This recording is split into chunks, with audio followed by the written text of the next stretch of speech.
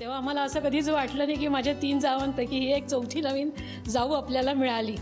आणि सोरटे भाऊजींना माझे सासू सासरे तर कायम माझा हा चौथा मुलगा आहे असंच कायम म्हणायचं. आणि ही सून आहे माझी, तिचं सुरुवातीचं म्हणजे डोहाळ जेवण 2 मुलं आमच्या घरात झाली ह्याचाच आम्हाला जास्त अभिमान आहे. नक्कीच त्यांची अशी उत्तरोत्तर प्रगती होऊ दे. लग्नाच्या बाबतीत सांगतो, त्यांनी आदल्या दिवशी का दुसऱ्या दिवशी म्हणजे लग्नाच्या दिवशी सकाळी एकदम मला सांगितलं अमुक अमुक ठिकाणी तू ये, आम्ही आत्ता दोघंजण लग्न करणार आहोत. तर मला इतका धक्का बसला त्यावेळेला की अरे हे एकदम इतकं अचानक कसं काय. आधी प्रकरण सगळं माहिती होतं मला, सगळी डिटेल. काय झालं, मार पडलास तर बरोबर कोणतरी पाहिजे म्हणून तुम्हाला सांगितलं. तीच बहुतेक असेल. बरं, मुलांकडे द्या ना जरा. यांच्या आईवडील तर काय बोलू असं. बेसिकली वडील आर्टिस्ट असल्यामुळे माझं पण आर्टिस्टिक इन्क्लिनेशन होतं आणि फोटोग्राफिक सेटअप असल्यामुळे मला पण त्याची आवड होती. त्याच्यामुळे मी पण सिनेमॅटोग्राफीत पडलो. हो. आणि आता मुंबईला राहत असल्यामुळे जेव्हा पण 1-2 महिन्यांनी येतो तेव्हा आईचं मटण खायला येतो असं. आणि तर असं आहे. त्यांचा स्ट्रगल पण आहे, हो की नाही? बोला. मम्मी माझी बेस्ट फ्रेंड आहे. आम्ही सगळं शेअर करतो आणि डॅडी म्हणजे त्यांच्या डिक्शनरीमध्ये इम्पॉसिबल हा वर्डच नाही आहे. मला काही पण प्रॉब्लेम आला, काही पण छोटंसं डिफिकल्टी आली, मी त्यांच्याकडे जाते. मला माहिती आहे की ते सॉल्व्ह होणारच. आणि basically happy go lucky, both are happy go lucky, always happy. आणि कसं सॅटिस्फाईड राहावं ते त्यांनी शिकवलं. मी शुभाचा मोठा भाऊ आहे. म्हणजे खरोखर मला हे इथं सांगायला आवडेल की आमच्या बहिणीला आमच्या समाजात पण एवढं सुखी कोणी ठेवलं नसतं बरं का. बोला. मी विश्वासरावांच्या पाठचा भाऊ आणि ह्यांचे हे आपण याला उद्योग म्हणून यात. कारण मी त्यावेळेस लहान असताना कधीतरी हॉस्टेलला यायचो, 1-2 दिवस राहायचो. ह्यांच्या रूममध्ये एक पार्टनर होता, एक छोटा होता ज्युनियर, त्याच्याकडून मी हे काढून घेतलं आणि ह्यांना मी खिडकीतून पाहून गेलेलो बऱ्याच वेळा. तर पण त्याच्यानंतर असं झालं की ह्यांच्या ह्या प्रकरणाचं वेळ ह्यांना पाहिजे होता. तर ह्यांना एक मुलगी सांगून आली, पण तो अन्याय झाला माझ्यावर.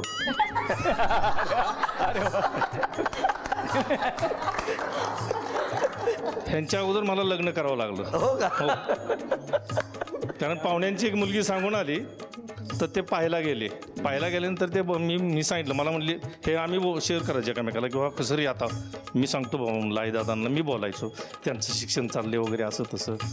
शेवटी हे बघायला गेले, बघून आले, मला सांगितलं मुलगी चांगली आहे. आणि तिथं मुलीच्या भावाला सांगितलं की माझा असं असं आहे, आमचा धाकटा भाऊ लागण्याचा आहे, लावलं कामाला. आणि मग त्यांनी सांगितलं त्यांना पाहुण्यांना. तेव्हा म्हणले ठीक आहे आम्ही पाहिलेलं आहे, म्हणले आम्हाला चालतोय. बऱ्याच जणांनी आपल्या भावना ठेवा, कारण पुढच्या टप्प्यावर अजून गप्पा आपल्याला मारायच्या आहेत. आता या ठिकाणी कुठली चिठ्ठी उचलणार तुम्ही? गाण्याची. हां, मग एकाच शाळेत होते तुम्ही? नाही, समोरासमोर राहिला होतो आम्ही. समोरासमोर? बिल्डिंग समोरासमोर होती. पण 7वीत असताना ह्याने तुम्हाला पहिल्यांदा प्रपोज केलं? हो, तो 7वीत असताना. म्हणजे ते 7वीत असताना. तेव्हा ती कोळी नृत्यात होती. आमचा गणपतीचा एक कार्यक्रम असायचा, त्याच्यात मग तिला बघितलं होतं. हो, कुठलं गाणं होतं? डोल डोलते. डोल डोलते वाऱ्यावर. तेव्हापासून डोलायला लागला? हां, तसंच काहीसं झालं. पण मग 7वीत असताना 5वीतल्या मुलीला प्रपोज करणं? अहो, मी पण लहानच होतो ना.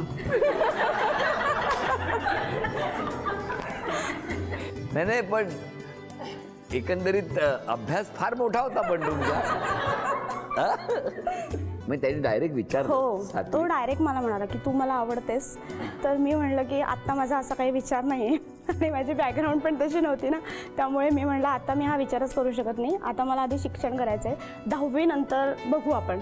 तरी पण रोज क्लासला जाताना येताना, शाळेत जाताना येताना बसमध्ये मग जागा धरून बसायचा. खूप म्हणजे खूपच पाठिंबा फॉलो करत होता. हो, खूप खूप. मित्र पण दमले आमचे. मित्र पण दमले, पण मग तुम्ही अभ्यास केलाच नाही का शाळेत? मी सगळीकडे व्यवस्थित मी अभ्यास करून सगळं, मी मवाली होतो, मी सगळं केलेलं आहे. मला 10वीत 65% मार्क पण पडले. ही हुशार आहे, पण ही नापास झाली. 11वीला. हो, 11वीला मी ॲक्च्युली ट्युटोरियल्स दिला नाही, त्यामुळे मी फेल झाले. तुम्ही आज काय सुपारी घेतलेली दिसते? आता 12 वर्ष इथं राज्य होतं, आता एक दिवस आपल्या इथं 12 वर्ष तुम्ही राज्य केलं. पण मला सांगा की 5वी नंतर म्हणजे तुम्ही 5वीत असताना सुरू झालेला हा प्रवास पुढे 7वी 8वी 9वी 10वी तोपर्यंत ह्यांचा 12वी नंतर मी त्याला म्हणजे पॉझिटिव्ह रिप्लाय दिला. माझ्या 12वी नंतर. 12वी नंतर. माझ्या 12वी नंतर. तोपर्यंत तुम्ही काय कामच नव्हतं. सातत्य. पण किती वेळा प्रपोज केलं असेल 12वी पर्यंत? असं सारखंच म्हणजे शाळा सुटली की बाहेर थांबायचं. स्वरूपे समोर पुणे विद्यार्थी गृहाला होतं ना मी 12वीला. तर 10वी 11वी 12वी तिथेच झाली माझी. तर रेणुका स्वरूपाशी समोर आणि पुणे विद्यार्थी गृह असं समोरासमोर आहे. त्यांचं क्लासचं टायमिंग, शाळेचं टायमिंग, शाळा सुटायचं टायमिंग सगळं मॅच करून तिथं थांबायचं. आणि या समोर आल्या की प्रपोज करायचं? नाही, सारखंच नाही प्रपोज करायचं, मूड बघून. हो का? पण या बोलायच्या तुमच्याशी तेव्हा? खूप खडूस बावळट. एवढा एकच शब्द म्हणायची, बावळट. निघून जाईल. मग तिला एकदा मी ही सारखीच बावळट म्हणते, मी तिला सांगितलं बावळट म्हणजे आय लव्ह यू. मग नंतर चुकून असं काय घडलं की तुम्ही होकार दिला? ऍक्च्युली 12वी नंतर सुद्धा तो मला तेच म्हणला की बघ म्हणे विचार कर, मी तुझ्या एवढे वर्ष पाठीमागे लागलोय. तर मी त्याला असं म्हणलं की विचार करण्याची ही आत्ता वेळ नाही आहे, पण तरी पण सांगते की फॅमिली बॅकग्राऊंडचा मोठा प्रश्न आहे. इंटरकास्ट आहे म्हटलं आपण दोघं जण शेवट. आणि माझी पण फायनान्शियल बॅकग्राऊंड खूप स्ट्रॉंग नव्हती, म्हणजे कारण त्याचे वडील BSNL मध्ये होते, माझे बाबा रिक्षा चालवत होते. हा खूप मोठा गॅप होता आणि मला बाबांनी आधीच समजून सांगितलं होतं. त्यामुळे मी असा काही विचारच केला नव्हता. मला शिक्षण पूर्ण करायचं होतं, कारण तो माझा भाऊ खूप हुशार आहे. त्यामुळे त्याचंही तेच ध्येय होतं, तसं माझंही तेच ध्येय होतं. आणि ऑब्व्हियसली बाबा रिक्षा चालवतात, त्यामुळे त्यांचं खूप असं हे होतं की माझ्या मुलांनी आणि मुलीने तर शिकावंच, माझ्या ताईने तर शिकावंच. त्यामुळे आज मी बाबांना माझ्या खूपच मिस करते.